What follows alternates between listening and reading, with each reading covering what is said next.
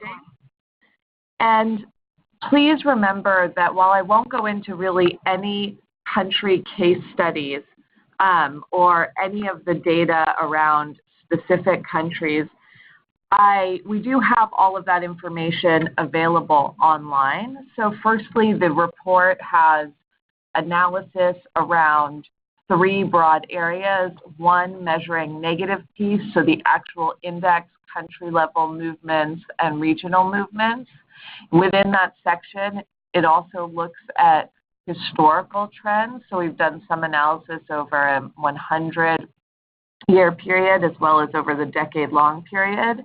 We have a section on the economic analysis that goes much more in depth than the top line figures I'm going to provide today.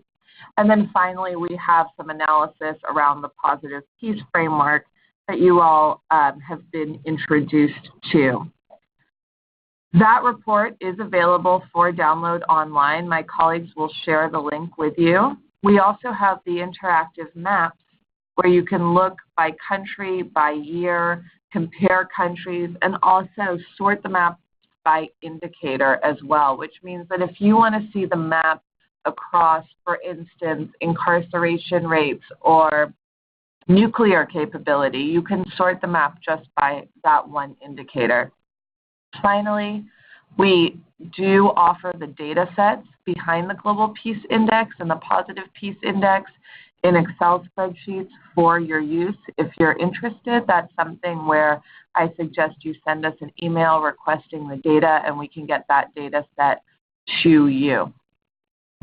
I'll go through the slides that are going to be provided to you shortly and give you some basic points around them. That doesn't mean that, as Lori said, we expect you to be able to give a presentation of this length or with this much information. We very much hope that you will tailor your presentations not only to the audience that you're presenting to, but to the context in which you're presenting. You may want to tailor your presentation to focus on a specific country or a specific issue, or just to give an idea of what the Global Peace Index is and how we're measuring peace. We are always here to help you with additional data or with the creation of slides, so please just do let us know.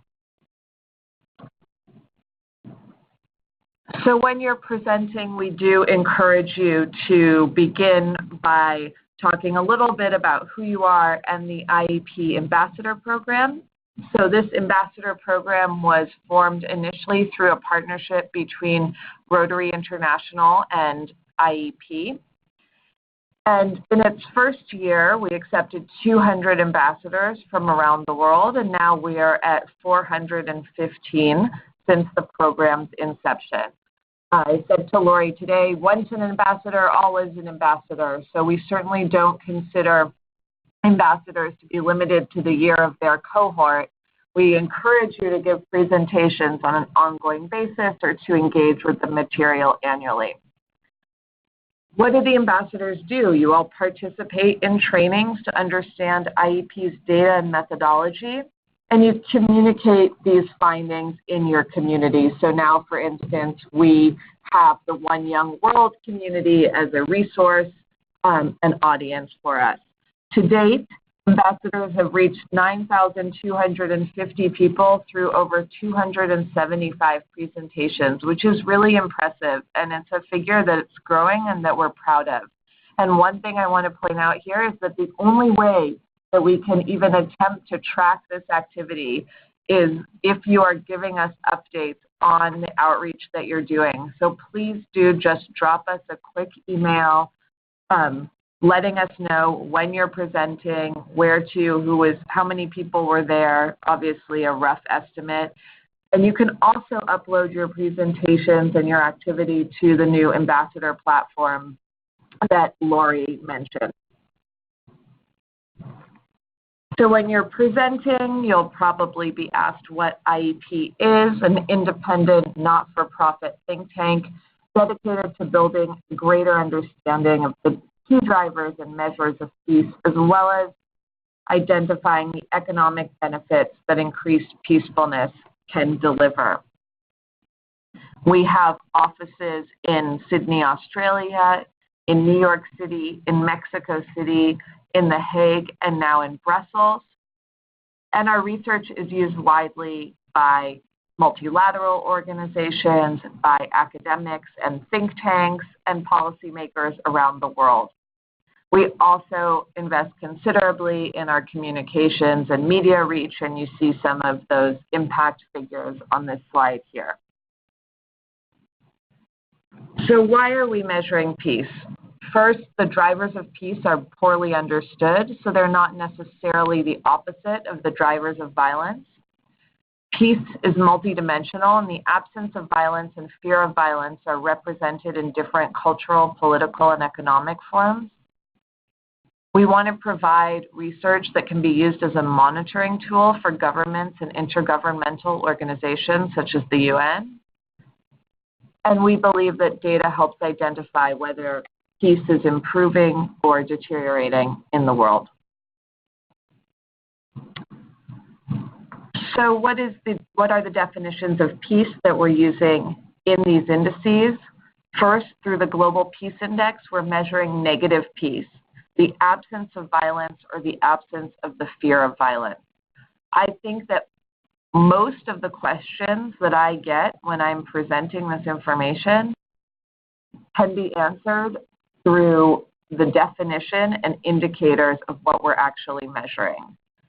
So negative peace is used as a specific definition because we can empirically analyze it. And it's separate and different from positive peace. IEP is defining positive peace as the attitudes, institutions, and structures that create and sustain peaceful societies. That's measured through the Positive Peace Index. These two indices relate to each other, but they have to be kept separate for methodological reasons. The Global Peace Index itself really acts as an indicator of the outcome of the levels of positive peace in a country. So this is the 12th year of the Global Peace Index.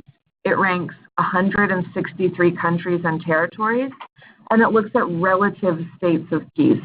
So no one state is completely peaceful, and no one state is completely unpeaceful. We look at 23 indicators weighed on a scale of 1 to 5, and you have all been introduced to these indicators in more detail during the first webinar. And we have a three-part system that aims to have peer review and input on this index each year. So it's developed by the Institute for Economics and Peace, but guided and overseen by a panel of statisticians, peace and conflict experts, and the data is collated by the Economist Intelligence Unit, which is the research arm of the Economist Group, and they also use their country analysts and wide network to score the qualitative indicators in the index. And just a reminder, the indicators can be broadly grouped into 3 groups, so ongoing domestic and international conflict, such as the intensity of organized internal conflict, relations with neighboring countries, and deaths from conflict. There are measures of societal safety and security, including the number of refugees, the impact of terrorism and incarceration rates, and militarization, such as military expenditure and ease of access to small weapons. So in this 12th year of the index, what are we finding? The key headline is that the world is less peaceful today than at any time in the last decade. So here you're looking at the map of the state of peace in 2018. This map is reflecting data from March 2017 through March 2018. And you'll see that the countries that are more peaceful are in the shades of green, the countries less peaceful in orange and red. And when we look at the most peaceful countries, Iceland again is ranked as the most peaceful country, followed by New Zealand, Austria, Portugal, and Denmark. There's not a lot of movement in the index at the top.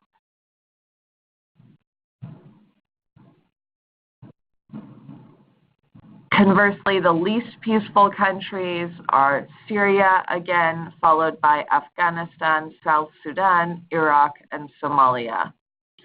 Also, not tremendous amount of movement at the bottom of the index either.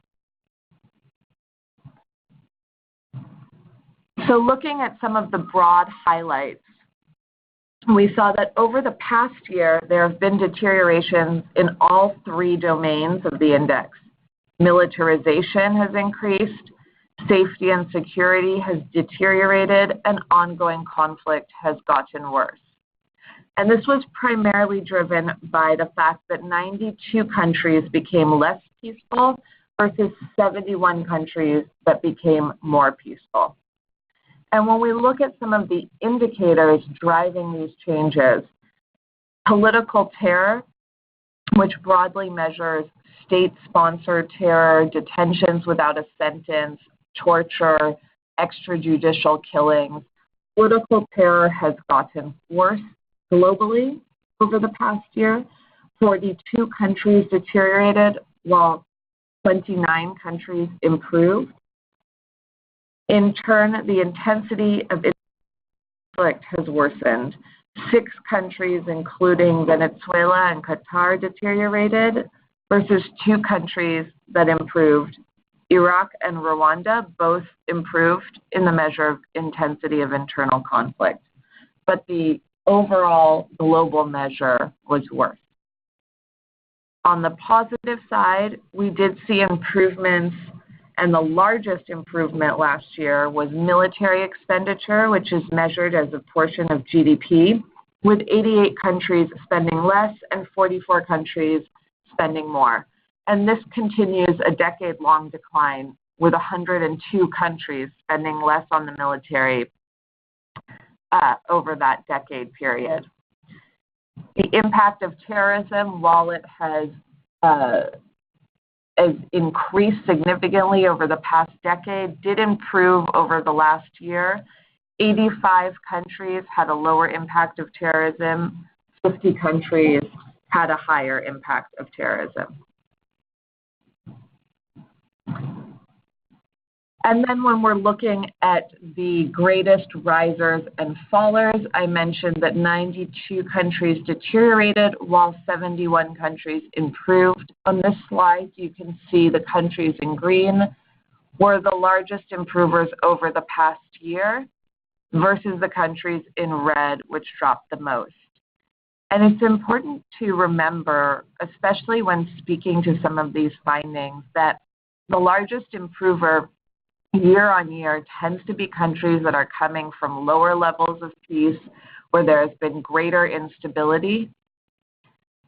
Many times, the largest improvers are countries that experienced violence or instability around elections that have then moved past an election year where things have stabilized more. So this does not mean that these countries are the most peaceful. They've had the largest improvements. So we see that 4 of the 5 countries with the largest improvements in peace are from sub-Saharan Africa, starting with the Gambia, which recorded the largest improvement after the 2017 election of the new president, Adama Barrow. That improved relationships between the Gambia and neighboring countries and restored checks and balances and the decentralization of power. The Gambia had been ruled for 22 years under tight control. One of the reasons that Senegal has been one of the largest improvers was that the relationship with neighboring Gambia improved, and so that indicator impacted both countries' scores. In Liberia, which you see following that, the peaceful conclusion of the 2017 general elections lowered the risk of violent demonstrations, and political imprisonment and violence appears to have abated. Now, even as it remains one of the least peaceful countries, Iraq is showing tentative signs of stabilization. namely as the territorial defeat of ISIS has ended the previous state of civil war. When we're looking at the greatest deterioration, we see at the forefront of that Qatar, whose score fell across all 3 domains in the index, and that was largely due to the political and economic boycott by Saudi Arabia, the United Arab Emirates, Bahrain, and Egypt, which began about 1 year ago. Spain, which you'll see there, has fallen due to the unrest around the potential secession of Catalonia, as well as an increase in terrorism. And Spain actually was the first Western European country to have that type of fall in the history of the index.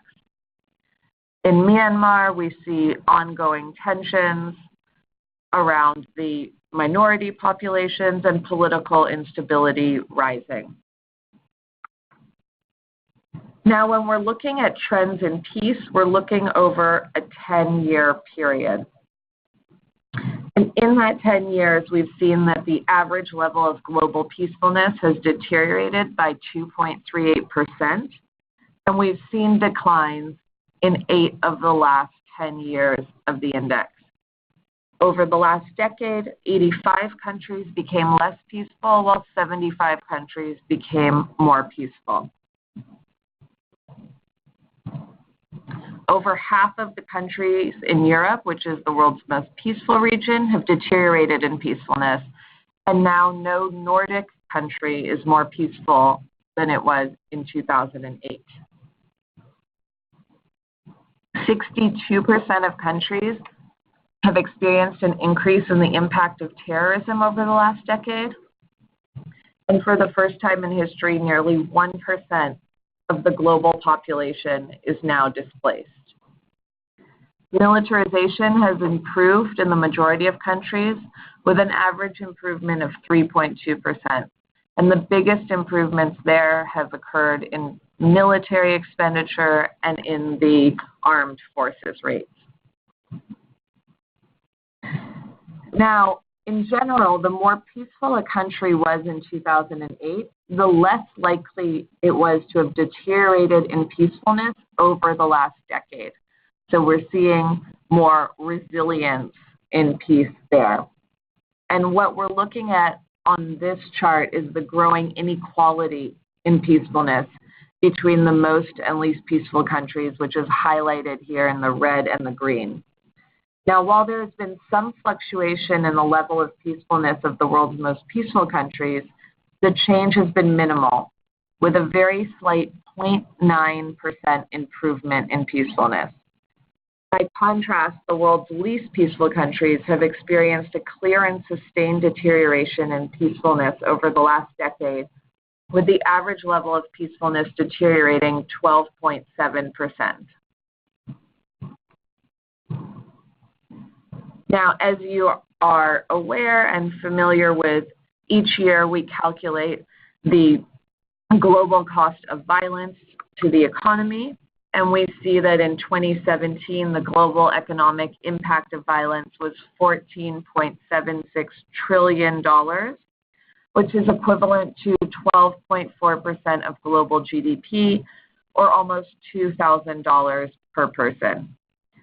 And this does reflect a range across countries. The average economic cost of violence was equivalent to 45% of GDP in the 10 countries most impacted by violence, compared to only 2% in the 10 least affected.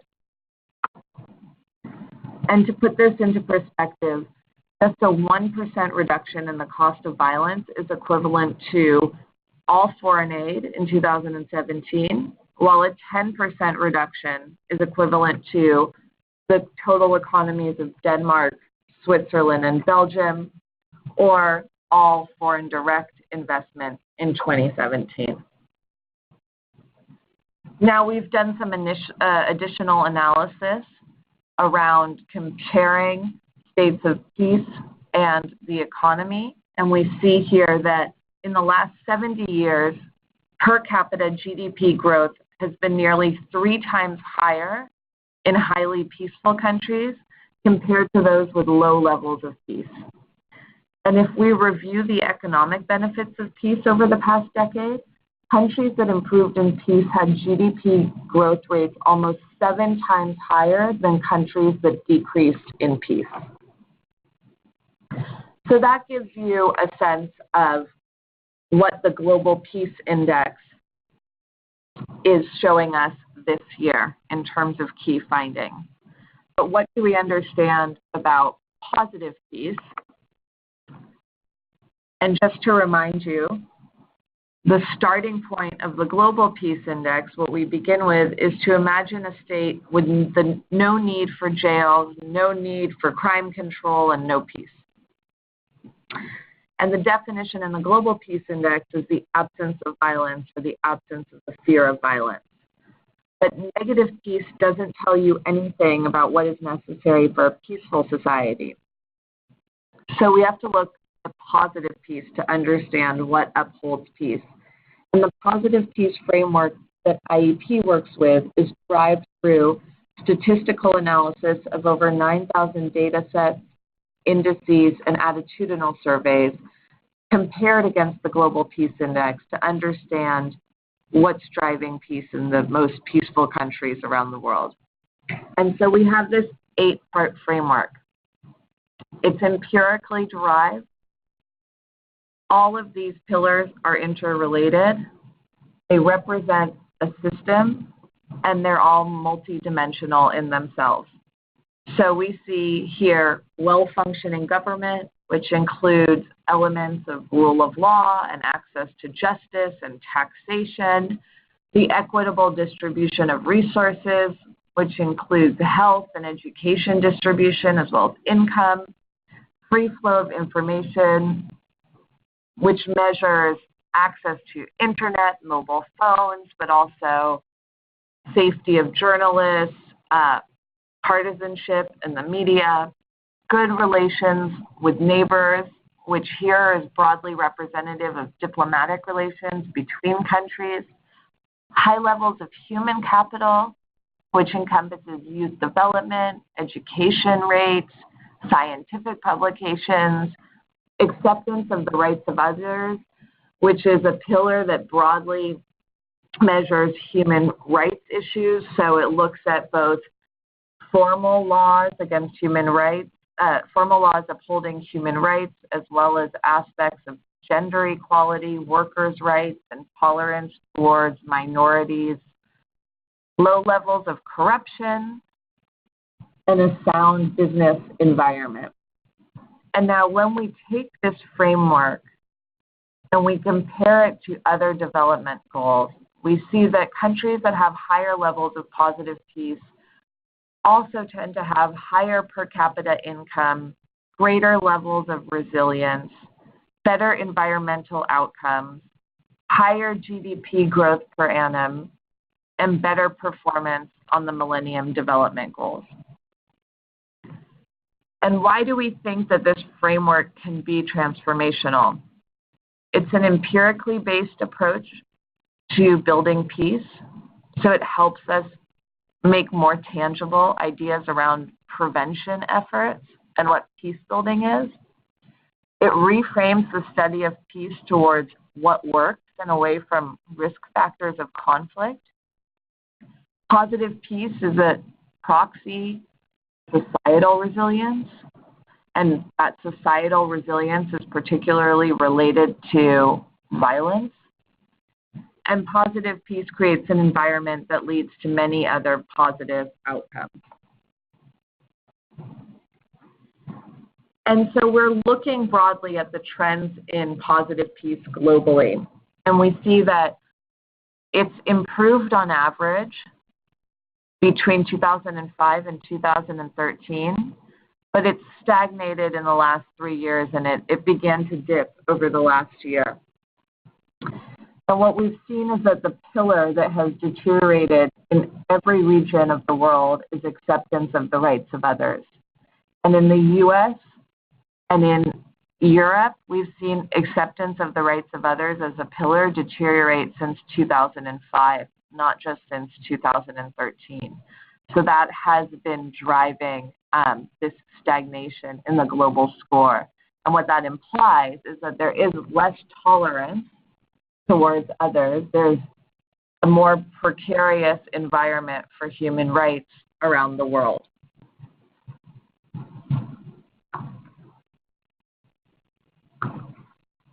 And when we think about some of these elements in terms of thinking about prevention efforts, we've also see that in comparing the Global Peace Index and the Positive Peace Index, 70% of the countries that improved in the Global Peace Index over the last decade that had the largest improvements also improved in positive peace. So there's a relationship there where we can start to look at how these pillars relate to the environment of violence or conflict in a country. So positive peace is necessary to improve negative peace or to reduce violence and conflict, but we see that it's much harder to build peace than it is to destroy it. So one of the findings of the index this year is pointing to the fact that in order to improve in the Global Peace Index, to reduce violence and militarization, many of the pillars of positive peace need to improve. But for a country to deteriorate, only a few of the pillars need to deteriorate first. And those pillars are well-functioning government, acceptance of the rights of others, and low levels of corruption.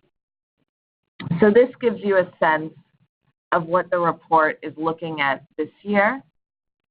And now we can take questions. Please remember to type your questions into the chat box at the bottom, and then we'll field them. And we'll give you a moment now to reflect and to think of your questions.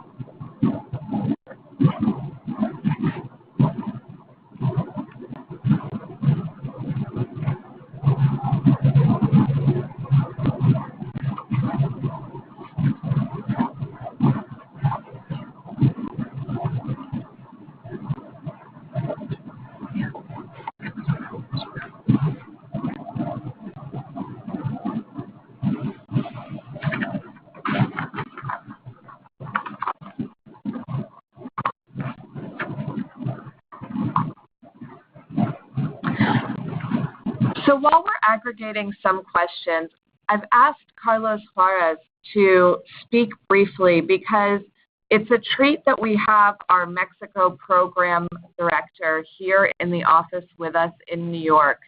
As some of you know, for the past 5 years, IEP has been publishing an annual Mexico Peace Index, which measures peace in the 32 states of Mexico. So it's a subnational index that looks not only at negative peace, but also measures positive peace and the economic aspects of violence to the Mexican economy. And this is probably the index that has the most policy influence of the reports that IEP works on. And so Carlos himself has a lot of experience now working with this material with local communities, and I wanted to have him give you guys a sense of the type of work he does, where there has been interest, and maybe some of the opportunities and challenges of using data for peace policy in Mexico. Hello, everyone. I'm glad to be attending this webinar. And as Michelle was saying, maybe I can share with you a couple of ideas and a couple of experiences. So we have this report specifically for Mexico. We use Mexican data, and it has really it has grown. It is important because since we are looking into details the situation in Mexico, and you can see in the global index how Mexico is not right. We know it by the news and all the information we have. But if we look at the local, the national data, then we have more detailed information, and we can have a bigger influence in policy and in certain regions that need to tackle certain situations. To give you an example, we have elections going on. We have an election on July 1st. And we have been participating in these media discussions, calling the candidates to have a more holistic and a more comprehensive strategy and like richer proposals for policy. We have also been working together with local organizations, like local NGOs, that are trying to influence policy. We help them to get to talk to mayors, governors at their state level, and we do very interesting work together. And finally, we've been giving some positive peace workshops also in Mexico, especially for young people that is interested in finding ways to have a bigger impact on their communities. I think that's it. I don't know if you have any questions also about the Mexican program. We are looking forward to develop reports for other countries, especially in Latin America. So if you have any ideas, you can share them with us. Great. Thank you, Carlos. So I'll take a few more questions now. We've had some that have come in. One was asking about new trends since the index came out or since March.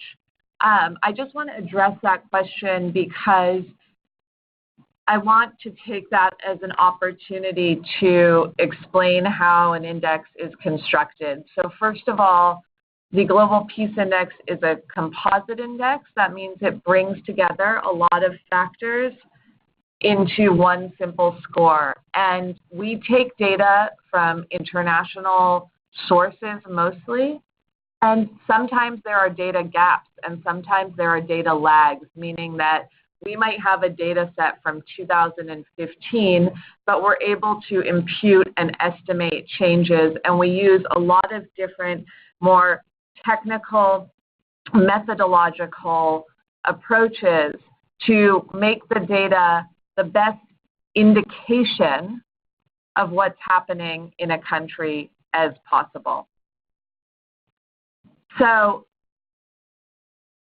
we don't have a sense yet of what's been happening in the last 3 months because we need and the time to put together those sorts of reports and indices.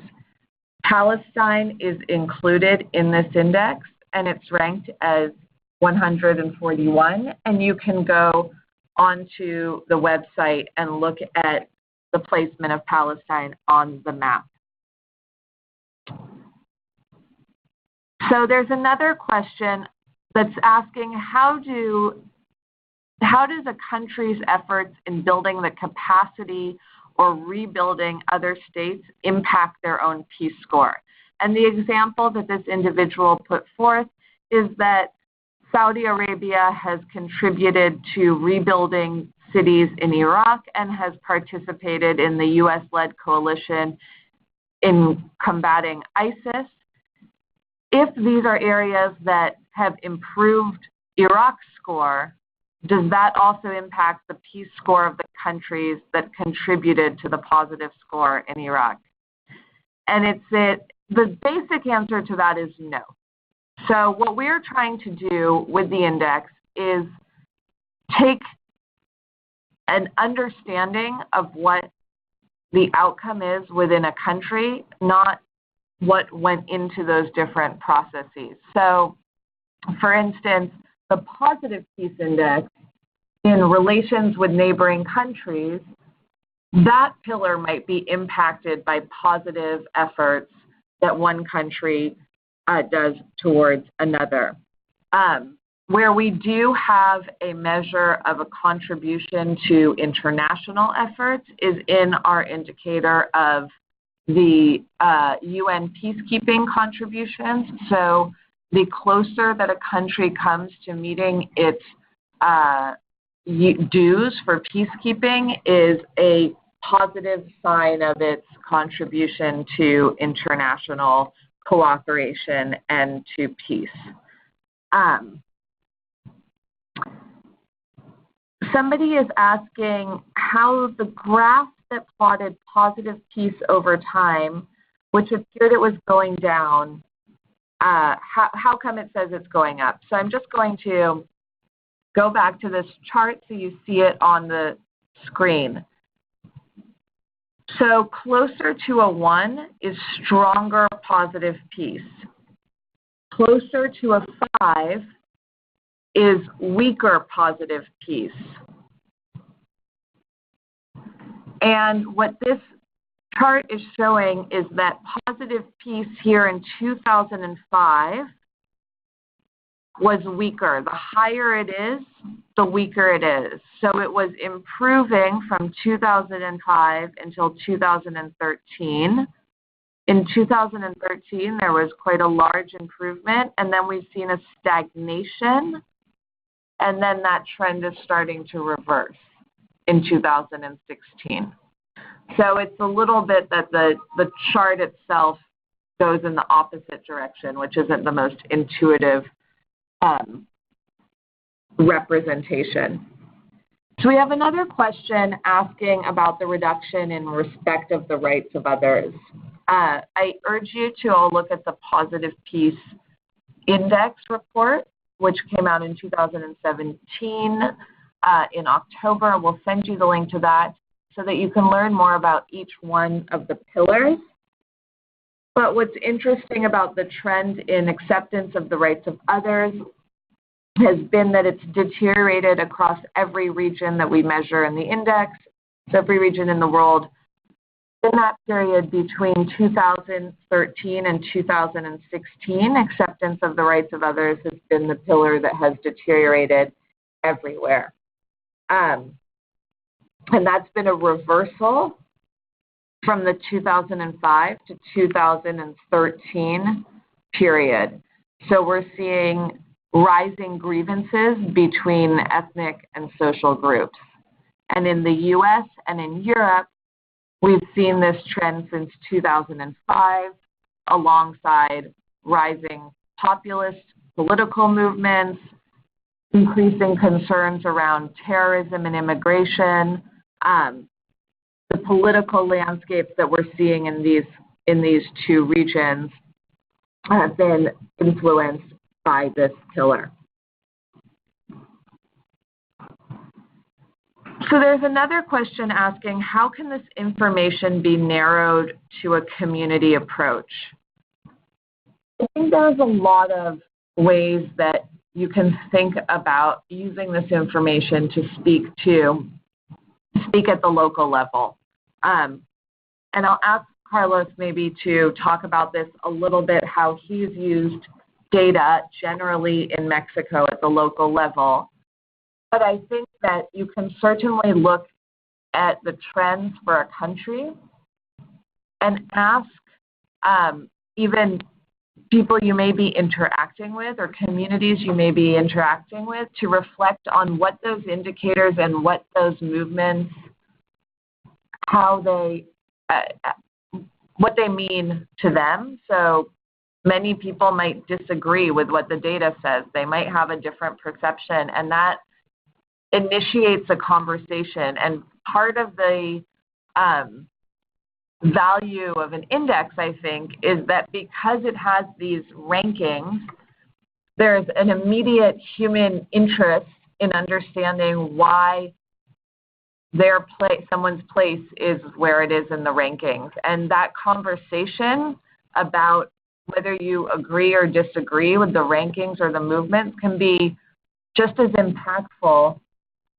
as reading about it. Another area where we've been trying to really take these metrics down to a more local level is through the positive peace framework. So you'll notice that the positive peace pillars are fairly broad. They're not reflecting specific cultural context. Equitable distribution of resources, while it has a data down to it, it's based in the data, that pillar can take a very different form in various countries. What does equitable distribution of resources mean at the community level? Who are the actors within an equitable distribution of resources? And because we see these 8 pillars of peace interrelated, we see an opportunity there for various elements of a community to see themselves in that positive peace system. And to that end, we're really trying to promote the interaction with the positive peace framework. So we're doing that through formal workshops in certain communities. We've done workshops now with Mexican youth, with Ugandan youth, and with Libyan youth. We did a workshop through UNICEF, and those workshops are meant to either have people more informed for the projects that they're working on, have them interact with the positive peace framework, learn about it, but also discuss it, bring more knowledge to IEP around how those various pillars manifest in different areas or different situations. And in some of those workshops, we've also seen measured increases in trust and cohesion through the actual participation in the workshops. And so we're working on some surveys that we can use to determine participants' feelings towards other ethnic groups going into the workshop and coming out of it. That was particularly the case in the Libya workshop that we just completed. Some of the workshops that we're doing are in partnership with Rotary International. We'll have another one in Mexico in 2019 and one in Colombia in 2019 as well. And we're also pleased to soon be able to launch the Rotary Peace Academy alongside Rotary International, which is going to provide an online curriculum around positive peace for people to interact with. So we're using the Rotary Network and our partnership with Rotary International as one way to take the positive peace framework and think about interactions at the community or local level around it. I can share the kind of example with you. But first I would say, it happens with peace that conversations, policy, and decisions are it's very common that they are made by based on perceptions or ideas that are not necessarily based on data or statistics. And this is one of the strongest points of the Institute for Economics and Peace, that we use data, we use evidence, and that gives you also a stronger argument when you're having discussions about peace. And I think one of the most important things is what you said, the framework of the 8 pillars of positive peace. If the 8 pillars are a set of indicators, right? They have statistical numbers, but I would suggest that you also look at it as it could be also a policy agenda, national, but also at a very local level. You go to politicians and see even the diagram of the 8 pillars and discuss these pillars. That could be a policy plan for peace building at the local level or any level of government. You can make decisions from that approach. And also, if you see at the diagram again, the 8 pillars, if you think about actors and map, you could map the actors that are involved in each pillar, you could have a very interesting group of people that have to get involved. But it is also, you think of who has to get involved, almost every aspect in the community in that set of 8 pillars. So what we have done in Mexico, for example, is we come to local organizations, local NGOs, or people even doing some advocacy or activism, and we share with them our approach, our framework of 8 pillars of positive peace, and they kind of push for these agendas. They push for these wider perspectives and more holistic approaches for policy or whatever they are trying to do at the local level. And that really empowers them because they have now stronger arguments to discuss with people making decisions.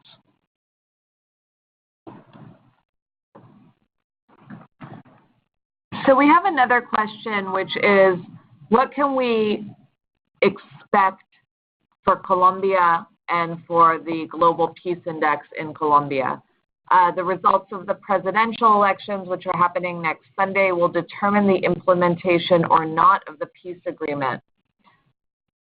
So I can't make predictions based on the index. We would see certainly an impact in a number of indicators. So Colombia's score in the index has been held down by this conflict, of course, but this conflict has contributed to certainly a destabilization of many other areas. So Colombia has extremely high rates of internally displaced people. That impacts the index. There's expenditures on security and military that impact the index. And of course, the terrorism impact score in Colombia is higher than in many other places.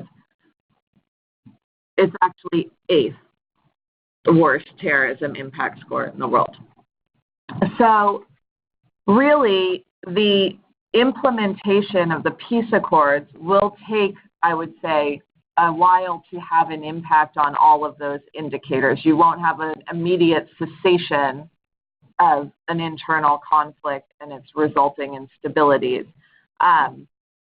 We will see what happens in Colombia, and we'll probably have a better sense moving forward of how the country will fare in the index towards the end of the year.